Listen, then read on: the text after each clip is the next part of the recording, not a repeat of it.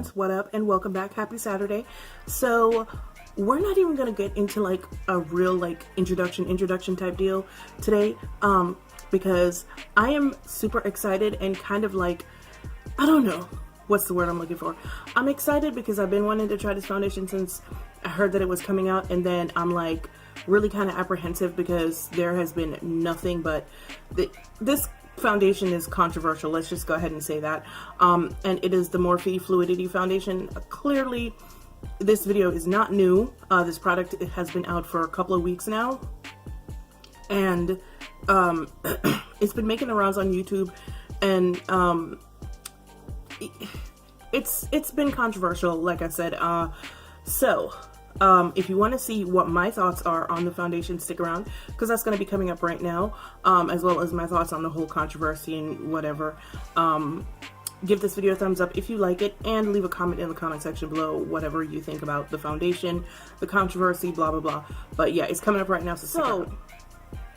The foundation launched, and there are 60 shades, like I said, and a lot of people were really up in arms because they were like, oh, these undertones don't make any sense, and some of the undertones are really weird. But what I found that Morphe did, when I looked at the website and I looked at the undertones for, especially in the darker shades, what I found that they did is they included a lot of undertones for darker women that aren't classically included in most brands. So they in all the ranges, they include peach undertones. Peach undertones are available in all 5 levels. The foundation does have 5 levels, 1 to 5, 5 being the darkest, 1 being the lightest. Peach undertones are included in all 5 levels.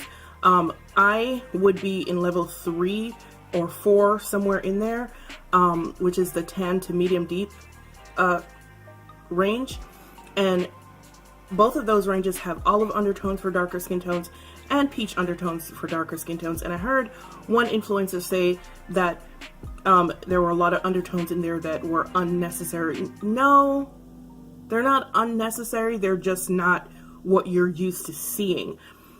I feel like a lot of people forget that everybody doesn't come in yellow, red, or neutral undertones. Some people have olive undertones. Some people have peach undertones. Some people have peachy golden undertones, peach neutral undertones. So when I was looking at the website and I was looking at the foundations and I saw the descriptions, I was like, oh, okay, so Morphe included undertones for people who aren't normally represented in the undertone range, especially for the darker skin tones. So big ups to them for that. I haven't tried the foundation yet. I did play with it a little bit last night, and it was interesting. It was interesting, and I'm going to show you guys what I found interesting. But first, before I do that, for those of you that have peach undertones, I'm going to go ahead and let you know how this foundation is set up right now. So based on what I saw on the website, it seems like in the range, for sure, every foundation that is a 0.1 or a 0.9 is a peach undertone. In the 4 range, and I'm not going to go deeper than that because it's not my undertone. In the 4 range, 0.3 is a deep undertone, as a deep tan undertone, with golden peach undertones. That's 4.3. So in all 3 ranges, I noticed that 0.1, 0.4, and 0.9 are always peach undertones. And then in the 4 range, it switches up a little bit. 0.9 is still a peach undertone, but 0.3 instead of 0.4 is a peach undertone. Go to the website, check it out, and you'll see. And there are also, like I said, a lot of olive undertones for tan to deeper skin tones, which I think is awesome because, once again, peach undertones and olive undertones for darker skin are often completely forgotten, and you know, people with peach and olive undertones that are my complexion or darker have to make do with like a yellow foundation or something that's neutral. I wasn't really sure which level I was going to be in because sometimes I can be in a tan category and sometimes I can be in a medium deep category or a deep tan category. So I got 2 foundations. I got 3.9, which is tan with a golden peach undertone. Well, actually, no, this is tan with a peach undertone. And then I got 4.3, which is golden deep tan with a golden peach undertone. I did play around with both of these last night, and 4.3 is slightly too dark and 3.9 is slightly too light, or I think it's too light. So what I'm going to do is I'm going to mix them together. I also got 2 of the concealers, and I had meant to get one of the concealers in the 4 range, but I blew it. I completely forgot that. Well, I put one in my cart and then I forgot to take it out and put the 4. So I wound up getting 2 3s, and I'm only going to be using 2 of them, but I will still give you swatches. And the funny thing about it, like I said, I was playing with these last night, and they seem really light, but when I did blend one of them out, it blended out fine. So the first one that I'm going to show you guys is 3.25. It's this one right here, and it's described as, what the hell is it described as? I think this was described as a tan with a yellow undertone, and this is not the one that I'm going to use today. So like, if you look at the container, which, oh, by the way, I really like these containers. They're super cute. I think they're very simple and cute. But if you look at the container, it looks super light, but then this is what the product looks like inside. So this is what it, what did I say it was? 3.25. So that's what 3.25 looks like. Like I said, that is definitely not the one that I'm going to be using today. There is never a time that I want my under eyes to be that bright. And then this one is 3.55, which is described as a tan with a, I think it was described as light tan with peach undertones. So 3.25 and 3.55. I mean, on camera and even in person, they don't look very different, but when they do dry down, the dry down is very different. Okay, so the concealer is $9. The foundations are $18 each, and like I said, I got 3.9 and I got 4.3. I also did get the Fluidity brush and sponge trio, and this was $19. I actually really got it because I heard a lot of good things about Morphe brushes, and I am not ready to commit to a full brush set yet, so I figured I'd start off with these and see how they work. You guys know that undertones are important, right? I'm sure you guys do. Everybody, well, maybe not everybody, but you guys know that undertones are important. So I want to show you, even if a foundation is a little bit too light, if the undertone is correct, it won't look terrible, it won't look masky, it won't look cakey, it won't look like, oh my god, you can probably tell that it's a little bit too light, but it won't look off. Like, you guys have seen me wear foundations that are too light for me, and you can clearly see that it is the wrong match because the undertones are off. Now, if the undertone is not off, it's a little bit better, and it's kind of easier to finesse also. So what I'm going to do is I'm going to take a couple of drops of, what is this? 3.9. I'm going to put it on my face. I'm going to blend it in, and then we gonna swap. So 3.9, we're just going to start off, and we're going to work it in little by little. And like I said, this color looks to be a bit too light for me, but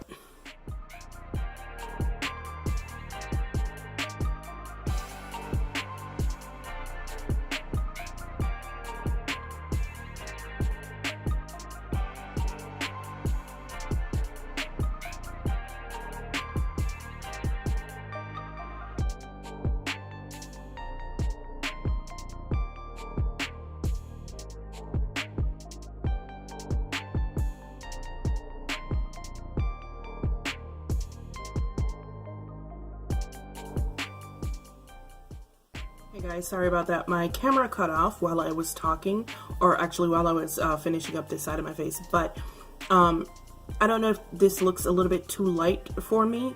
To me it does, but I could be wrong. You guys let me know. This one is 3.9, like I said, and I just wanted to put it on to let you guys see that even though a foundation is maybe a little bit too light. If the undertone is correct, it doesn't look terrible. Like, it really doesn't look like a mask on me. And you guys have seen me put other foundations on that are too light, but the undertones were wrong, and it was very, very obvious that it was the wrong shade and the wrong undertone. But like I said, if the undertone is correct, you can get away with it. Like, I could get away with this quite easily, even without doing any extra to it. So what I'm going to do now is I'm going to add a little bit of 4.3 on top of it. So this is 4.3.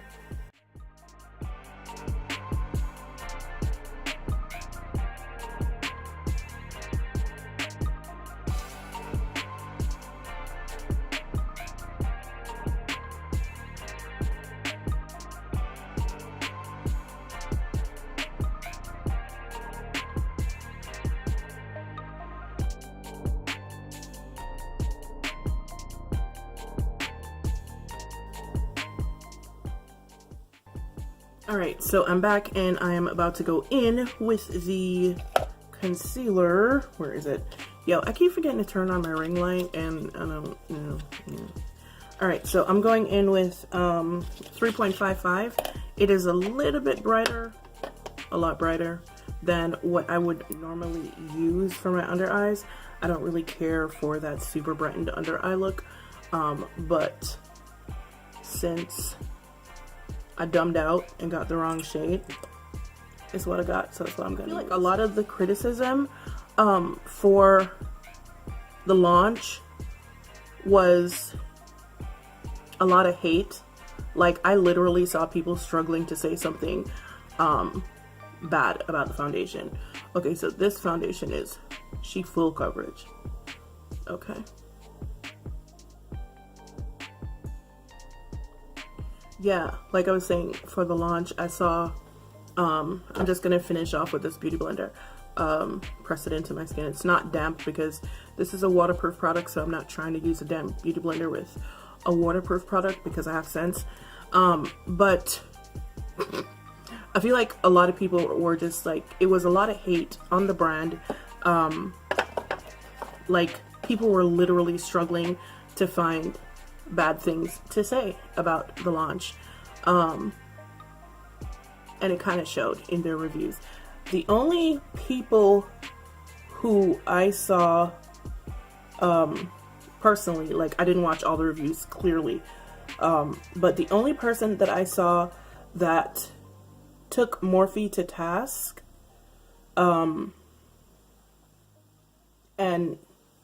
but still gave a fair review of the product was Arnell. Wait, I don't remember. I didn't watch Alyssa's video, so I don't know if Alyssa did. But Alyssa is usually pretty fair as well. But Arnell took them to task because, you know, most of their campaigns aren't very diverse, which is what made me not get Morphe for as long as I did, because, like, it's usually a bunch of very pale people for their campaigns. But Arnell actually took them to task for their lack of inclusivity, and then for them to just, like, jump on the scene with, oh, we're inclusive with the 60 range foundations, which I think is pretty fair. I think it's fair. But she did like the product. She didn't try to find anything bad to say about the product. She just reviewed the product, and she liked the foundation, and I don't think she liked the concealer, which I don't think I like the concealer either. So that's fair. But yeah, actually not going to do anything else to my face because I have a lot going on today. I have a whole lot going on today. I'm going to be baking. I'm going to be cleaning. I'm going to be doing some work. So I'm not going to be leaving the house, but my day is going to be kind of intense. So I'm not going to do anything else, but let me tell you how I feel about the products so far. So the foundation, I actually really like the foundation. It is quite perfecting. I am super duper happy to have a foundation or two choices in two different shades of the right undertone. That is a new thing for me. Like, that is just kind of sort of unheard of in brands, especially when you get to my shade and darker, a peach undertone, kind of like a unicorn. So I am super happy that I was able to get two, not one, but two shades that I could play with. I like the finish. I heard that this foundation was very dry, so I did use the Makeup Forever Step 1 Hydrating Primer. That's what I used today. I don't find it feels dry. I do find that it was better for me to work in sections with this foundation because it dries very quickly as you're working, and you can get patchiness. I don't know what it looks like to you guys there on camera, like does it look blurred or whatever? This foundation is a full coverage foundation, but you don't have to use it full coverage. Like I said, I did small sections and worked it in that way, and I think that I got kind of like a light medium coverage, which is what I prefer to wear, but you know, it can take you there if you wanted to go to full coverage. But I do like this foundation. I like the finish. I like that I can't feel it on my skin. I'm here for the undertones. You guys know that. I'm not going to stop saying it, sorry, but I am actually quite here for the undertones. Yeah, so far so good with the foundation. Now, the concealer, 3.55 was described as I think it was described as a tan with a golden undertone, maybe? On me, unfortunately, it looks neutral. I can still see my dark circles kind of like peeking out from underneath the concealer. So it doesn't cover a lot for me. Maybe if I had gotten a different shade, I don't know. But also at the same time, I think it makes my under eyes look kind of dry and crepey. So maybe that was my application with the brush. Maybe if I tried it with a beauty blender, it would have worked a little bit better, but this is what we have right now. So I'm not a fan of the concealer. I will probably use it again just to see if I can get it to work better with a beauty blender, but it's not a fave. It's not. But yeah, so this is my face. This is what we have so far for my face. Love it. Like the finish. Hey kids, what up? Welcome back. This is the final day of, girl, put that down. This is the final day of my Morphe Fluidity Foundation wear test. I've been wearing it for the last, today is Tuesday, I believe. So I've been wearing it since, I've been wearing it for like 4 or 5 days now. 4 or 5 days. The first day you saw me wear it, I had heard that the foundation was very dry and drying, so I used the what's it called, Makeup Forever Step 1 Primer, the hydrating primer. I used that. It did not go well. Even with the primer, the foundation was, when I went downstairs, it looked very, very dry and like it was cracking everywhere. It did last for the whole day though, because I think I put it on somewhere at about 11 o'clock that morning, and it did last me until what time did I take it off? I probably took it off around 11:30 that night. So it did last, but it didn't look great. What else? The second day that I wore it with the Tatcha primer, and I only used 430. It did not go well with the Tatcha primer. It didn't seem to like the Tatcha primer very much either. It kind of shifted a little bit, which was kind of weird because like the rest of my face looked very matte, but then right around here, it didn't look great. And today I wore it with, I think I wore it 2 days with the Tatcha primer. I did wear it 2 days with the Tatcha primer.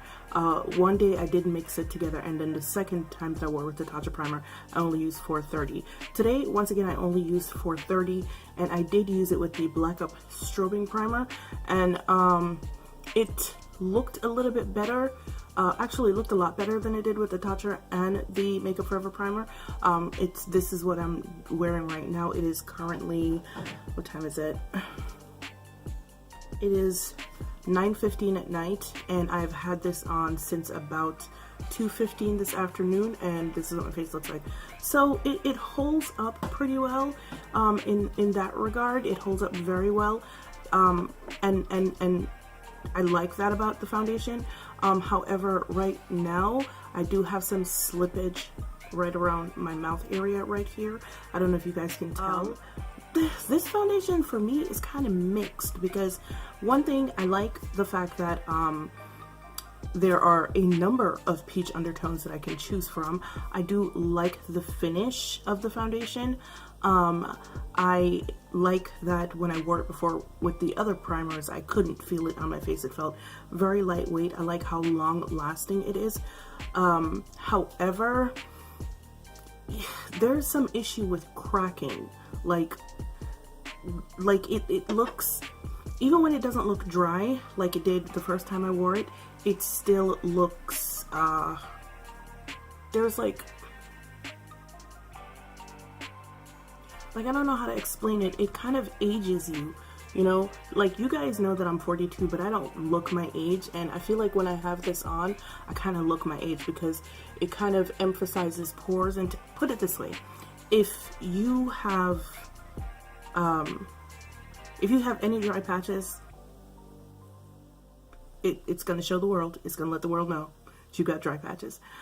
If you have texture, if you have large pores, if you have acne scars, it's not really for you.